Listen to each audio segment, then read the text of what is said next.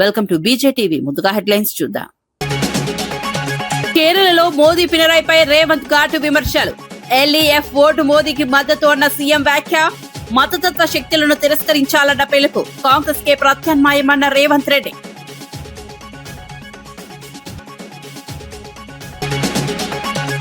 ఎమ్మెల్యేలకు యోగా చేయాలని సీఎం చంద్రబాబు సూచన. ఒత్తిడి తగ్గించేందుకు రోజు యోగా చేయాలన్న సూచన. మానసిక ప్రశాంతత అవసరమన్న సీఎం వ్యాఖ్య. ఆరోగ్యంగా ఉండాలని ప్రజాప్రతినిధులకు సూచన.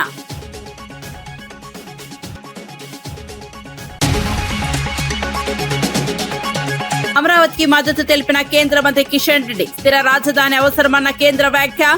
అభివృద్ధికి అమరావతి కీలకమన్న అభిప్రాయం. కేంద్రం పూర్తి మద్దతు ఇస్తుందన్న హామీ.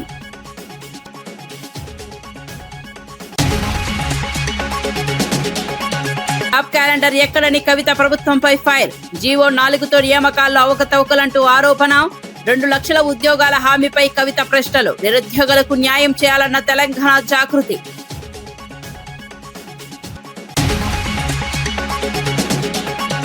జగన్ పై ఊసరు వెళ్లి వ్యాఖ్యలతో నిమ్మల రామానాయుడు ఫైర్. రాజధాని విషయంలో జగన్ వైఖరిపై విమర్శలు.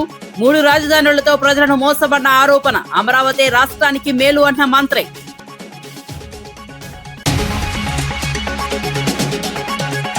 కేరళ ఎన్నికల ప్రచారంలో పాల్గొన్న సీఎం రేవంత్ రెడ్డి ఎల్డీఎఫ్ ప్రభుత్వంపై విమర్శలు చేశారు. పినరయి విజయన్, ప్రధాని మోదీ ఇద్దరు బాయి బాయి అంటూ ఒకరికొకరు సహకరిస్తున్నారని ఆరోపించారు. పినరయికి వేసే ఓటు ఢిల్లీలో మోదీకి చేరుతుందని వ్యాఖ్యానించారు. కేరళ ప్రజలు విద్యావంతులని, మతతత్వ శక్తులను ఎప్పుడూ అంగీకరించారని తెలిపారు. రాష్ట్రంలో మార్పు అవసరమని పేర్కొన్నారు. ప్రజలు సరైన నిర్ణయం తీసుకోవాలని పిలుపునిచ్చారు. కాంగ్రెస్ ప్రభుత్వాన్ని అధికారంలోకి తేవాలని కోరారు. Honesty leader from Kerala. And you people are hard-working people. You people are educated people. You people are made Middle East as a developed countries. Today, we have to think. We have to take a decision of Kerala future. All these 10 years, Pinarayi Vijayan is sitting in Thiruvananthapuram. His elder brother Narendra Modi is sitting in Delhi. These Modi brothers have ruined Kerala state. Because of these 2 persons, Kerala is facing many problems. Today, we have to teach a lesson to Modi brothers.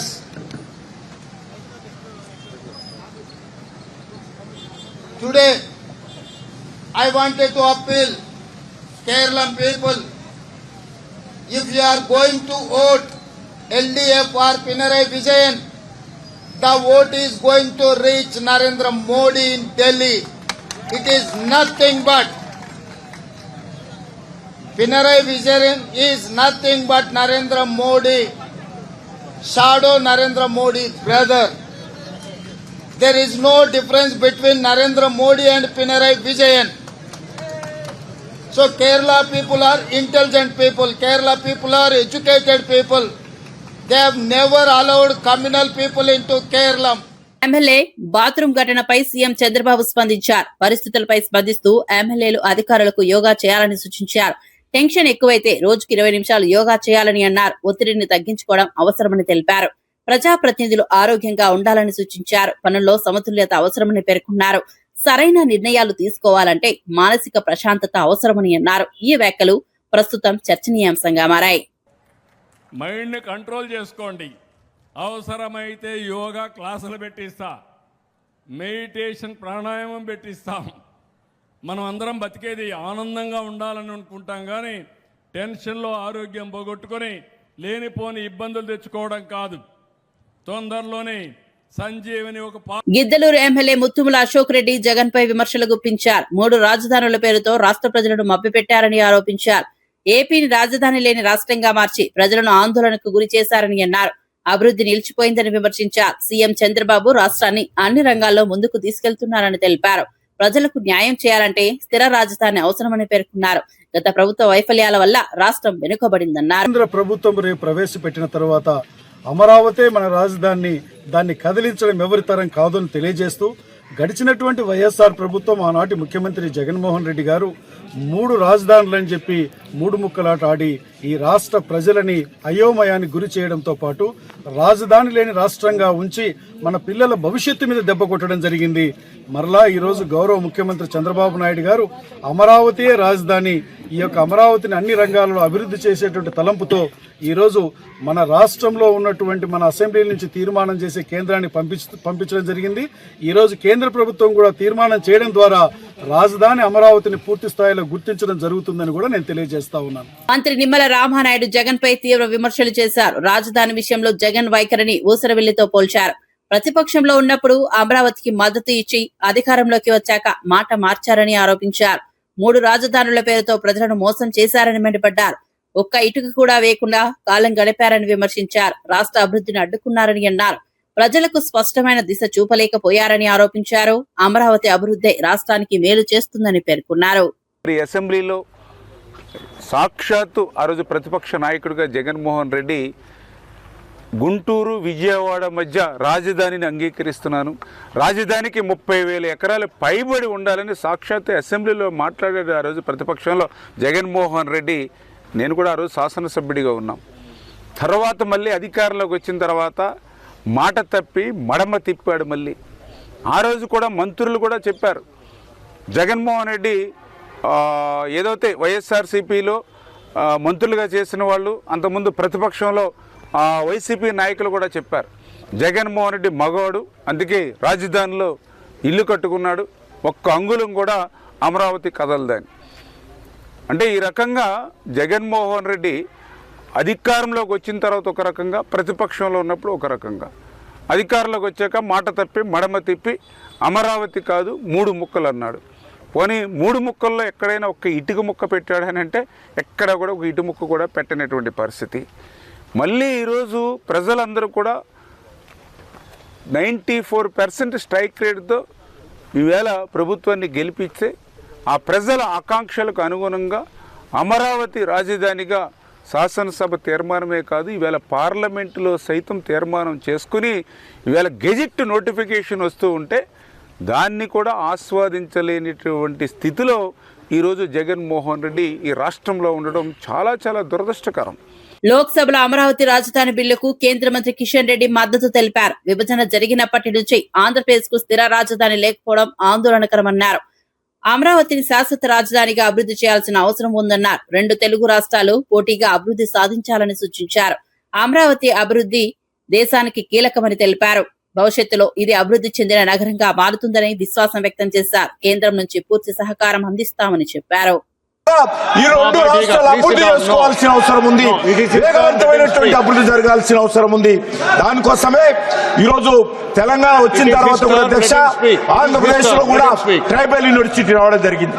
Narendra Modi గారు ప్రధానమంత్రి అయిన తర్వాత tribal university Andhra Pradesh కు వచ్చింది. అంతేకాకుండా ఈరోజు ఆంధ్రప్రదేశ్ లో అనేక రకాల అభివృద్ధి కార్యక్రమాలు జరుగుతూ ఉన్నాయి.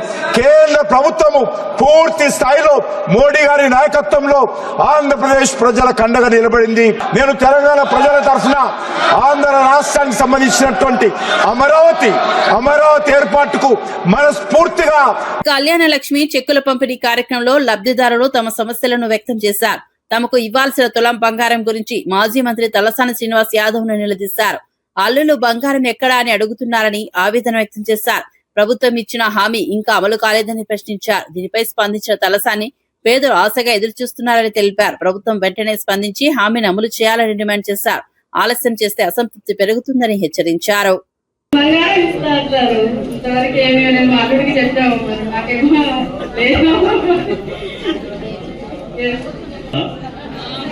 మరి ఇస్తలేరు కదా, ఏం చేయాలి? అప్పుడేమో ఇస్తామన్నారు, ఇప్పుడు ఇస్తలేరు, మరి ఏం చేయాలి? నేనే చెప్పాలి. అల్లుడు అడుగుతున్నట్ట, అల్లుడికి చెప్పినట్ట.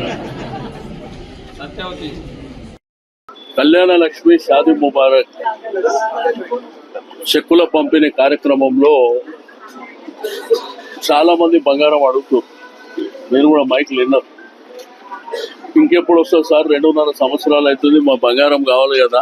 దేశంలో పెట్రోల్ డీజిల్ కొరత లేదని కేంద్ర ప్రభుత్వం స్పష్టం చేసింది. రాబోయే 2 నెలలకు సరిపడా నిల్వలు ఉన్నాయని తెలిపింది. అంతర్జాతీయ మార్కెట్లో ముడి చమురు ధరలు పెరిగినా దేశీయ ధరలను పెంచలేదని పేర్కొంది. ఏప్రిల్ 2022 నుంచి ధరలు పెరగలేదని గుర్తు చేసింది. మార్చి 2024లో ₹2 తగ్గించామని తెలిపింది. ప్రజలు ఆందోళన చెందాల్సిన అవసరం లేదని సూచించింది. పెట్రోల్ బంకుల వద్ద గుమికూడ వద్దని విజ్ఞప్తి చేసింది. సరఫరాలో ఎలాంటి అంతరాయం ఉండదని హామీ ఇచ్చింది.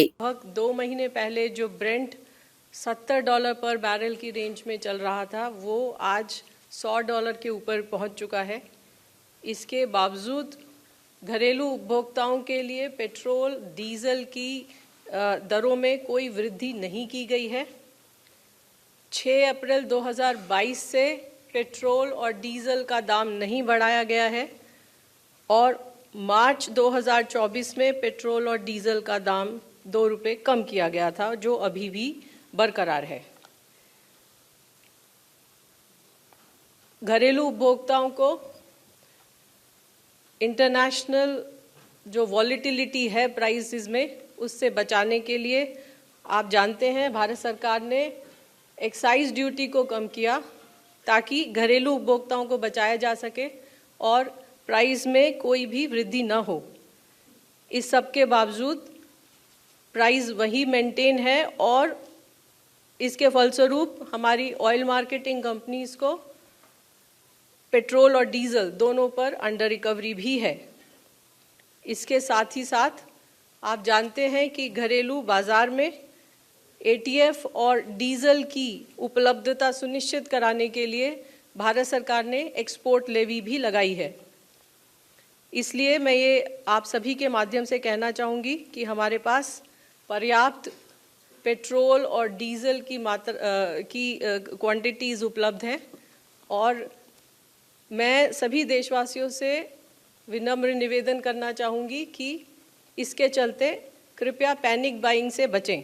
వైసీపీ అధినేత వైఎస్ జగన్ చంద్రబాబు పవన్ కళ్యాణ్ పై విమర్శలు గుప్పించారు. గత 12 ఏళ్లుగా చంద్రబాబు ఈ ప్రాంతంలో నిజంగా నివసించారా అని ప్రశ్నించారు.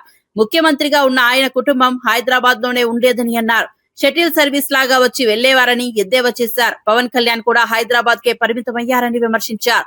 ప్రజలతో నిజమైన అనుబంధం లేకుండా నాయకత్వం వహిస్తున్నారని అన్నారు. ప్రజల సమస్యలు తెలుసుకోవాలంటే నేలపై ఉండాలని సూచించారు. మనస్ఫూర్తిగా ఇక్కడ కాపురం పెట్టావని అడుగుతా ఉన్నా. ఇప్పటికీ కూడా మీ కుటుంబాలన్నీ ఎక్కడున్నాయని అడుగుతా ఉన్నా.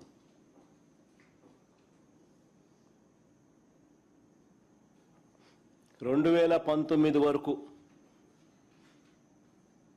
హైదరాబాదుకు షటిల్ సర్వీస్ 2019 వరకు కూడా ఒక పక్క ఆయన ముఖ్యమంత్రిగా ఉంటూ మరోవైపున హైదరాబాదుకు షటిల్ సర్వీస్.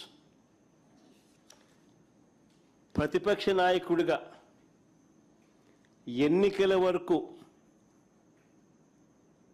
వీళ్ళ అడ్రస్ అంతా హైదరాబాదే.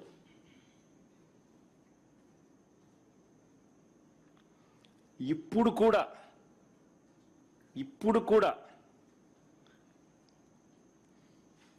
వారానికి 2 రోజులు, వారానికి 5 రోజులే ఇక్కడ. అది ఈయన పవన్ కళ్యాణ్, ఈయన కొడుకు అయితే అది కూడా వారానికి 4 రోజులు ఉంటే గొప్ప సంగతి. పవన్ కళ్యాణ్ అయితే అసలు ఆయన ఎప్పుడు ఉంటాడో కూడా తెలియదు.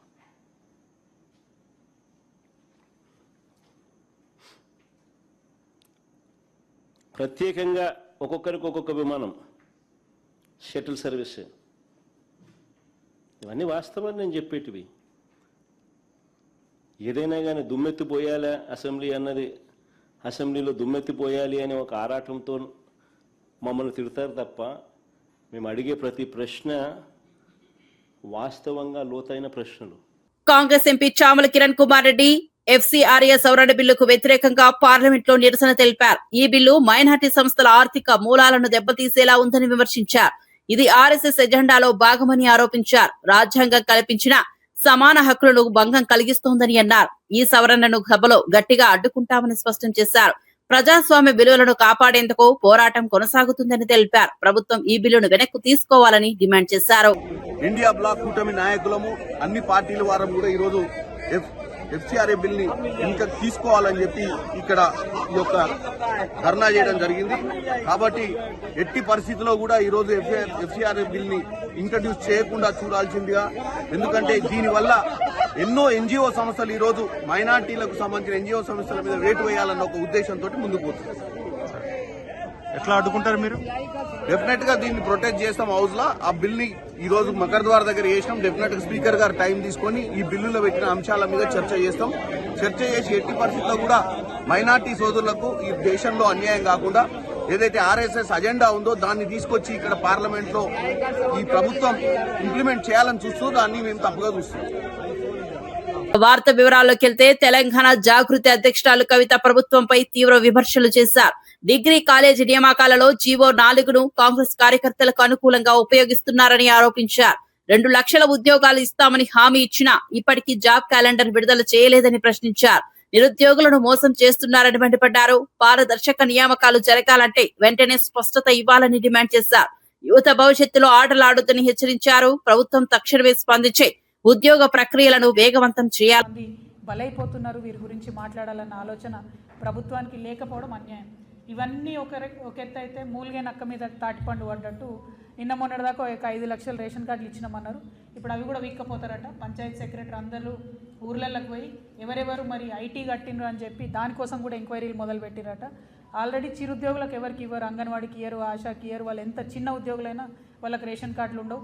గల్ఫ్లో ఉన్న వాళ్ళకు వాళ్ళకు వీకేస్తున్నారు రేషన్ కార్డులు.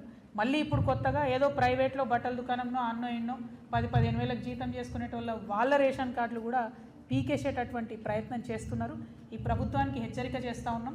మీరు పదే బీఆర్ఎస్ గవర్నమెంట్ రేషన్ కార్డులు ఇవ్వలేదు, మేము ఇస్తామని చెప్పి వచ్చిండ్రు. ఇప్పుడున్నటువంటి 1,10,00,000 రేషన్ కార్డులలో దాదాపు ఈ రాష్ట్రంలో 3 కోట్ల మంది బియ్యం తీసుకుంటా ఉన్నారు. మీరు కొత్తగా 5 లక్షలు ఇచ్చినామని చెప్తారు.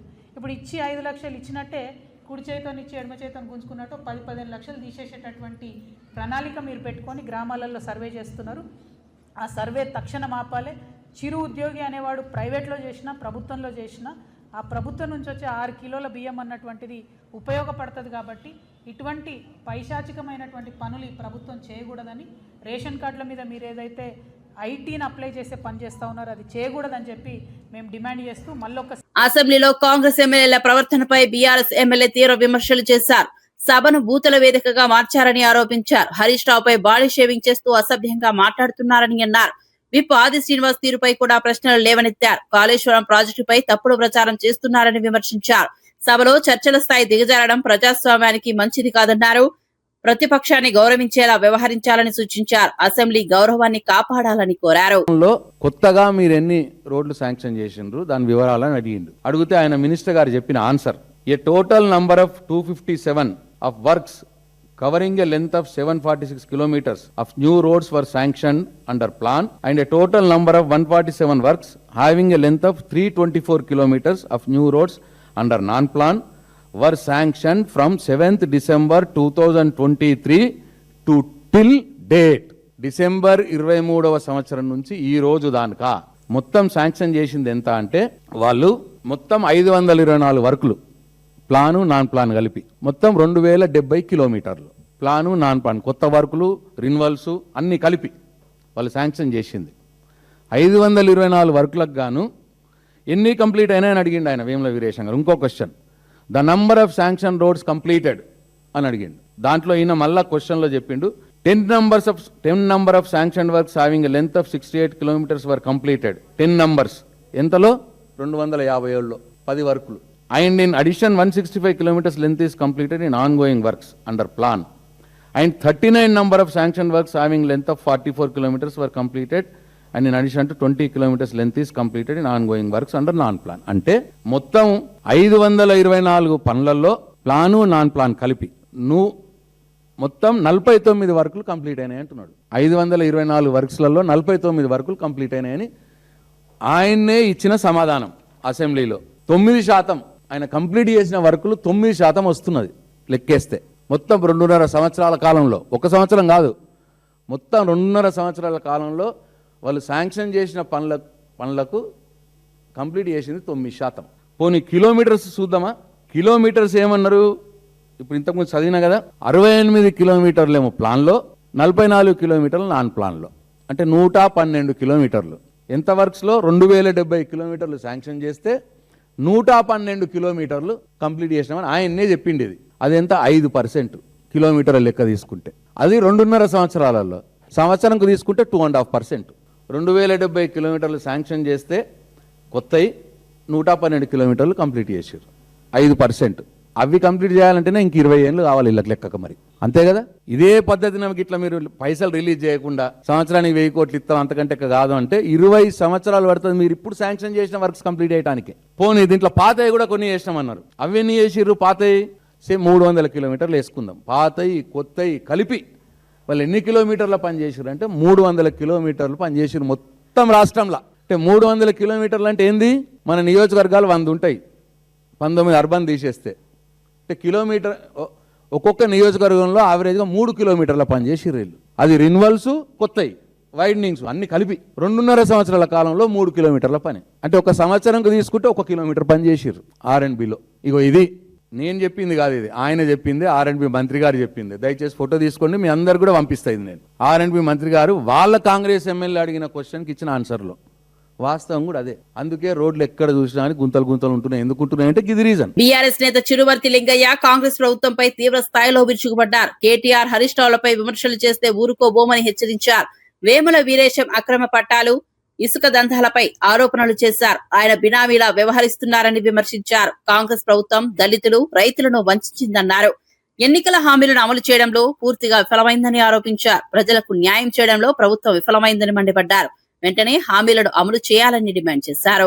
రిజర్వాయర్ కాళేశ్వరంలో ఒక భాగం అని చెప్పేసి ఆయన వచ్చి అటు హరీష్ రావు అని తిడతాడు, ఇటు కాళేశ్వరాన్ని తిడతాడు. సిగ్గని పీదా కొద్దిగన్నా లోపలేం ఉండదా వీళ్ళకి? నాకు అర్థం కాదు. రోజు పొద్దున్న లేచి బూతులు ఇష్టం వచ్చినట్టు బాడీ షేమింగ్. ఒకటి ఈయనదో అందగాడు హరీష్ రావు గురించి బాడీ షేమింగ్ చేస్తాడు. అరే మేము అన్నికి రాదా మీ గురించి? అదేనా మీ పద్ధతి? హరీష్ రావు గారి గురించి బాడీ షేమింగ్ చేస్తా ఉన్నాడు ఈ మధ్య. అయినా ఎప్పుడు చూసినా అయినా ఆదిశీను మేము మాత్రం ఎప్పుడైనా మాట్లాడలేదు. దయచేసి ఆదిశీనుడు గారు కానీ ఐలయ్య గారు కానీ సబ్జెక్ట్ మీద మాట్లాడండి. ఐలయ్య గారి కాన్స్టిట్యూన్సీలో కూడా మన గంధమల్ల ఎక్కడి నుంచి వస్తాయి నీళ్లు? కాళేశ్వరం కాదా? అరే ముర్షిదాబాద్ లో జరిగిన సభలో ఎంఐఎం అధినేత అసదుద్దీన్ ఓవైసీ సంచలన వ్యాఖ్యలు చేశారు. తమకంటూ నాయకత్వం ఉన్న సమాజమే నిజమైన అభివృద్ధి సాధిస్తుందని అన్నారు. ప్రస్తుతం ముస్లింలను కేవలం ఓటింగ్ మెషిన్లుగా ఉపయోగిస్తున్నారని విమర్శించారు. తమ హక్కుల కోసం ఐక్యంగా నిలబడాలని పిలుపునిచ్చారు. రాజకీయంగా బలపడితేనే గొంతు వినిపిస్తుందని తెలిపారు. సమాజం అభివృద్ధి కోసం సరైన నిర్ణయం తీసుకోవాలని సూచించారు. ప్రజలు తమ ఓటు శక్తిని గుర్తించాలని కోరారు. और हम पूरा यकीन के साथ कह सकते हैं कि इंशाअल्लाह ताला अब की बार बंगाल का मुस्लिम अक़लियत एक तब्दीली लेकर आएगा। और हम यहाँ पर आपके दरमियान में इसलिए आए हैं कि आपको नेता बनाया जाए, आपको लीडर बनाया जाए, ताकि आप अपने मुक़द्दर के फैसले कर सकें। मेरे अजीज दोस्तों और बुजुर्गों, भारत की राजनीति की हकीकत यही है कि जिस समाज के पास उसका नेता होगा, उसी का विकास होगा, उसी का डेवलपमेंट होगा। बंगाल में बरसों से हमने कभी कांग्रेस को वोट दिया, मुस्लिम अक़लियत ने, कभी हमने लेफ्ट पार्टीज को वोट दिया, कम्युनिस्ट पार्टीज को वोट दिया, और पिछले 15 साल से हम टीएमसी को अपना वोट दे रहे हैं। मैं आपसे सिर्फ एक बात कहने के लिए आया हूं कि आप आराम से इस बात को सोचिए कि हमारे बुजुर्गों ने कांग्रेस को वोट दिया तो क्या हमारा कोई फायदा हुआ? क्या हमारे बच्चों को नौकरी मिली? क्या यहाँ से मुर्शिदाबाद से पलायन खत्म हुआ? फिर हमने लेफ्ट पार्टीज का साथ दिया। बताइए बंगाल के मुस्लिम माइनॉरिटी का क्या फायदा हुआ? क्या हमारे जिंदगी के हालात बदल गए? क्या हमको गवर्नमेंट में नौकरी मिली? नहीं मिला। फिर आपने टीएमसी को वोट दिया 15 साल से। बताइए टीएमसी ने जमीन पर ऐसी कौन सी तब्दीली पैदा की जिससे मुस्लिम अक़लियत को फायदा हो सके। आज आप देख रहे हैं कि हमारे पास लीडरशिप नहीं है, हम सिर्फ वोट डालने वाली एक मशीन हमको बना दिया गया, हम दूसरों को वोट डालते आए हैं। आज ओवैसी आपके दरमियान में आकर आपसे अपील कर रहा है कि आप 50 साल से दूसरों को वोट देते आए, अब की बार आपको हुमायूं कबीर को वोट देकर अपने भाई को, अपने बेटे को कामयाब करना है। याद रखिए, लीडरशिप आपकी होगी तो आवाज भी आपकी उठाई जाएगी। అసెంబ్లీలో జరిగిన పరిణామాలపై బీఆర్ఎస్ ఎమ్మెల్యే పాడి కౌశిక్ రెడ్డి స్పందించారు. 100 కోట్ల మైనింగ్ స్కామ్ నుంచి ప్రజల దృష్టిని మళ్లించేందుకు తనను టార్గెట్ చేస్తున్నారని ఆరోపించారు. మైనింగ్ అక్రమాలపై హౌస్ కమిటీ ఏర్పాటు చేసి పూర్తి స్థాయి విచారణ జరపాలని డిమాండ్ చేశారు. మంత్రి పొంగులేటి శ్రీనివాస్ రెడ్డిని వెంటనే బర్తరఫ్ చేయాలని కోరారు. తనపై ఎన్ని కేసులు పెట్టినా వెనక్కు తగ్గేది లేదన్నారు. ప్రజల పక్షాన పోరాటం కొనసాగిస్తామని స్పష్టం చేశారు. నిజాలు బయటకు రావాలని డిమాండ్ చేశారు. నాగేందర్ నువ్వు కూసో, వీళ్ళిద్దరు పోటీ పడుతురు, కూసో నువ్వు కూసో అని ఈయన వెనక నుంచి లేస్తాడు. లేచి ఈయన తను మాట్లాడి ఆయనకి అన్నం పెట్టిన కేసీఆర్ గారి గురించి, కడియం శ్రీహరి గారికి కేసీఆర్ గారు ఏం తక్కువ చేసిరండి? ఆయనను తీసుకొచ్చిండు, ఎమ్మెల్సీ చేసిండు, డిప్యూటీ సీఎం చేసిండు, ఎంపీ చేసిండు, ఎమ్మెల్యే చేసిండు, ఇంకా ఏం చేస్తానండి మంచిగానేటనా? ఓ సిట్టింగ్ ఎమ్మెల్యే స్టేషన్ గన్పూర్లో రాజయ్య గారు ఉంటే తనని తీసేసి మరీ టికెట్ ఇచ్చిండు. వారి బిడ్డకు కూడా టికెట్ ఇచ్చిన తర్వాత ఈయన మోసం చేసి అమ్ముడు వేయండు మళ్ళీ కాంగ్రెస్ పార్టీకి. సరే పోయిన తర్వాత నేను ఒక్కటే అడుగుతున్నా, నేను ఒక్కరిని అడిగింది కాదు ఆ రోజు, మొత్తము బీఆర్ఎస్ పార్టీలో